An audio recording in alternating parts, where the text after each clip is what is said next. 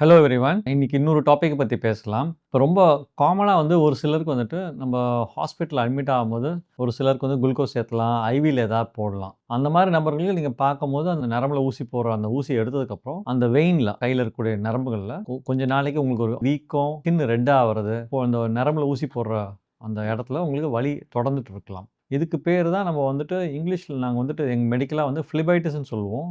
அந்த நரம்புக்குள்ளார ஊசி போடுறதுனால உள்ளுக்குள்ள வீக்கம் ஏற்பட்டு, ஒரு சில உள்ள பிளட் கிளாட் வரலாம். அது வலிய தொடர்ந்து தரலாம். ஸோ இந்த மாரி உங்களுக்கு மத்த இடத்துல கால்ல வரலாம், கையில வரலாம். பல இடத்துல இந்த மாரி உங்களுக்கு அந்த வெளியில தெரியக்கூடிய பச்சை நரம்புகள்ல, வெயின்ஸ்ல பிளட் கிளாட் ஆகக்கூடிய வாய்ப்புகள் ஒரு சிலருக்கு மிக அதிகம். அத பத்தி தான் நம்ம இன்னைக்கு பேசப் போறோம்.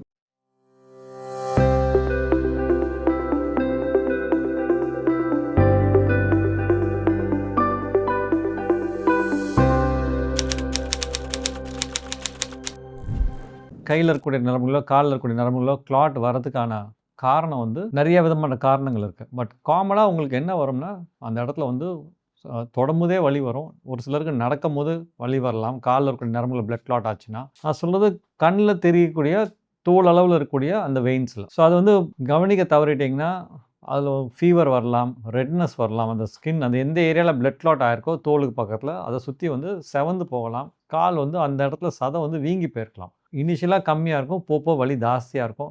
தொடும்போது உங்களுக்கு அந்த இடம் கட்டி போன மாரி ஹார்டா இருக்கலாம். கையிலயோ, கால்லயோ இருக்கக்கூடிய நரம்புகள்ல கிளாட் ரத்தம் உள்ள உறைஞ்சு போறதுனால, ஒரு சில பிரச்சனைகள் மிக அதிகமாகலாம். அத அவாய்ட் பண்றது தான் இன்னைக்கு அத பத்தி பேசப் போறோம். 2வது யார் யாருக்கெல்லாம் ரொம்ப காமனா இந்த பிளட் கிளாட் வரலாம். அப்படியே வந்தாலும் என்ன விதமான வார்னிங் சைன்ஸ் முன்கூட்டியே உங்களுக்கு என்ன விதமான சைன்ஸ் உடம்புல என்ன அறிகுறிகள் தெரியும்? எப்ப டாக்டர அணுகணும்? இது எப்படி வைத்தியம் பண்றதுக்கு என்ன வைத்திய முறைகள்? அத பத்தி நம்ம இன்னைக்கு பேசலாம். நம்ம தோல் அளவுல இருக்கக்கூடிய அந்த வெயின்ஸ்ல ரத்தம் உறைஞ்சு போறதுக்கான அறிகுறிய பத்தி பேசலாம். முக்கியமா 4 அறிகுறிகள் இருக்கு. ஃபர்ஸ்ட் அறிகுறி என்னன்னா, வலி. அந்த இடத்துல எந்த இடத்துல அந்த வெயின்ஸ்ல கையிலயோ, கால்லயோ தெரியக்கூடிய நரம்புகள்ல உள்ள ரத்தம் உறைஞ்சு போணும்னா, அந்த இடத்துல ஃபர்ஸ்ட் வலி உருவாகும். ஆரம்ப கட்டத்துல வலி ரொம்ப கம்மியா இருக்கும். நம்ம அத கவனிக்க தவறிடுவோம். ஏதோ வலி இருக்குன்னு நம்ம டே டு டே நம்ம இன்னும் வேலைய செய்யும்போது, அது வலி ஒண்ணும் பெருசா தெரியாது. அத கவனிக்க தவறிட்டீங்கன்னா, உள்ள உறைஞ்சு போன ரத்தத்தோட அளவு ஜாஸ்தியாக அந்த கிளாட்டோட அளவு ஜாஸ்தியாக வலி சும்மா உட்காரும்போதே வலி இருக்கும். ஓகேங்களா? அந்த இடத்துல ஒரு அப்நார்மலா த்ராபிங் பெயின் சொல்லுவோம். வலி இருக்கும். ஒரு சிலருக்கு அந்த இடத்துல ஸ்கின் எரிச்சலையும் உண்டு பண்ணலாம். அந்த பிளட் கிளாட் ஆன இடத்துல வலி இல்லாம எரிச்சலையும் உண்டு பண்ணலாம். ஸோ போக அந்த வலி இன்னும் கொஞ்சம் தீவிரம் அடைஞ்சு நடக்கிறது ரொம்ப கஷ்டமா இருக்கும். அப்ப அந்த வலி அந்த அளவுக்கு தீவிரமாயிடும். ஸோ என்னன்னா, ஒரே நாள்ல அந்த வலி வராது. கிராஜுவலா ஃபர்ஸ்ட் டே வலி இருக்கும். ஆனா கவனிக்க தவறிட்டீங்க மைல்டு வலி இருக்கும்.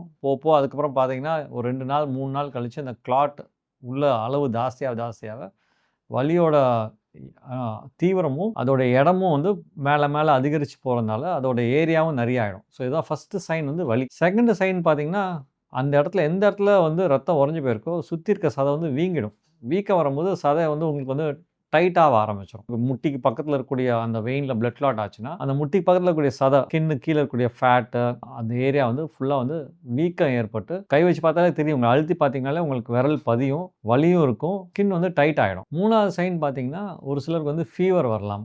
ஒரு இந்த மாரி பிளட் கிளாட் வர நபர்களுக்கு ஃபீவர் வரலாம். வேற ஏதாவது காரணத்துல ஃபீவர் வருதுன்னு கூட நெனச்சுக்கலாம். ஃபீவர் வந்தா அது கொஞ்சம் ஆக்சுவலா லேட் ஆகும்போது தான் ஃபீவர் வரும். நீங்க ஆரம்ப கட்டத்திலே வந்தீங்கன்னா, ஃபீவர் வரக்கூடிய வாய்ப்புகள் கம்மி. 4வது பேஷண்ட்ஸ் பார்க்கும்போது ஹார்மோனல் ட்ரீட்மெண்ட் எடுக்கும் நபர்களுக்கும் அந்த பிளட் கிளாட் வரக்கூடிய வாய்ப்புகள் ஜாஸ்தி. லேடீஸ் ஹார்மோனல் ட்ரீட்மெண்ட்ல இருப்பாங்க ஒரு சிலர். அவங்களுக்கு பிளட் கிளாட் வரக்கூடிய வாய்ப்புகள் ஜாஸ்தி. நான் சொன்ன அந்த 4 அறிகுறிகளும் நீங்க ஃபர்ஸ்ட்டே ஏர்லியராவே வந்துட்டீங்கன்னா, நம்ம இதுக்கான வைத்தியத்த ஆரம்பிக்கும்போது, அது எந்த அளவுல இருக்குதோ, அது அளவுலே நம்ம கண்ட்ரோல் பண்ணி, மேற்கொண்டு அந்த கிளாட் உள்ள உறையக்கூடிய ரத்தம் மேல மேல ஏறிட்டு போகாம இருக்கத நம்ம ஏர்லியரா கண்டுபிடிச்சு வைத்தியம் பண்ணோம்னா, அந்த கிளாட் மேல எக்ஸ்டெண்ட் ஆவாது.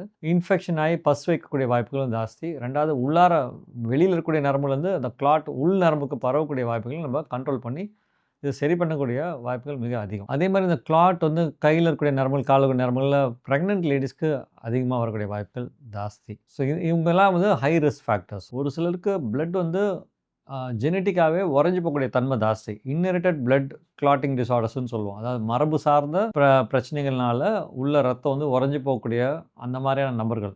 ஃபேமிலி ஹிஸ்ட்ரியில இருக்கும். உங்க அப்பாவுக்கு பிளட் கிளாட் ஆயிருக்கலாம்.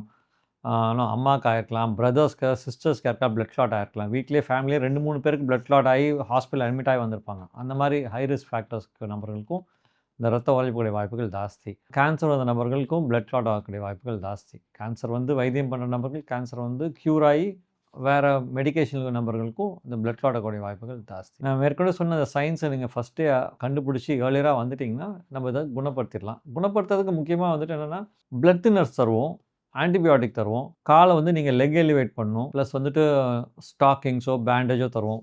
பிளட் தின்னர் இன்ஜெக்ஷன்லாம் கொடுத்து அந்த வலியெல்லாம் கம்மியானதுக்கப்புறம் ஒரு 1 month to 3 months வந்து பிளட் தின்னர் தரக்கூடிய வாய்ப்புகள் அந்த மாதிரியான நபர்களுக்கு டம்பர் மாறும். ஒரு சிலருக்கு 1 month வரும், ஒரு சிலருக்கு 3 months வரும், டிபெண்டிங் ஆன் எவ்வளோ தூரம் தீவிரமாக இருக்கிறது. அந்த மாதிரி duration of blood clotting, anti blood clotting, ரத்தம் உறைஞ்சி போகாமல் இருக்கக்கூடிய மருந்துகளை 1 மாதத்துலேருந்து 3 மாதம் வரை நம்ம தருவோம். வேறு வழி இல்லாமல் அது மாதிரி ப்ரொசீஜர்ஸ் அண்டர்கோ பண்ணுறது மாதிரி இருக்கும். ஜென்ரலாக நீங்கள் இந்த ஃபிலிபைட்டிஸ், அந்த பிளட் கிளாட் நரம்பில் வரக்கூடியதை வந்து எப்படி அவாய்ட் பண்ணலாம்னா, ஜென்ரலாக நீங்கள் ஃபிசிக்கலி ஆக்டிவாக இருந்தீங்கனாலே ரத்தம் ஓட ஓட ஓட அந்த பிளட் கிளாட் ஆகக்கூடிய வாய்ப்புகள் மிக கம்மி. நீண்ட நேரம் ஒரே இடத்துல உட்காரக்கூடாது.